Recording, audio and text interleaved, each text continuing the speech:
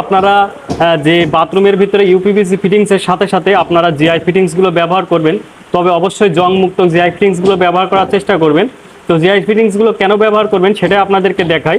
আপনারা জানেন যে আমাদের প্রত্যেকটা বাথরুমে কিন্তু 1/2 ইঞ্চি মানে 1/2 3/4 হচ্ছে টি কিংবা হচ্ছে আপনার এলবো, তারপরে আমাদের যে আর্ট সকেট এইগুলো কিন্তু 1/2 ইঞ্চি লাগে।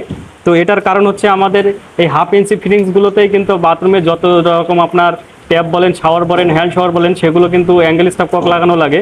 তো আপনারা যদি এই জিআই ফিটিংসগুলো আপনার পিভিসি ফিটিংসের পরিবর্তে ব্যবহার করেন তাহলে কিন্তু এটা মানে দীর্ঘস্থায়ীভাবে আপনারা ইউজ করতে পারবেন। এটা কিন্তু সহজে নষ্ট হয় না, এটার প্যাচটা কিন্তু নষ্ট হওয়ার সম্ভাবনা খুবই কম হয়।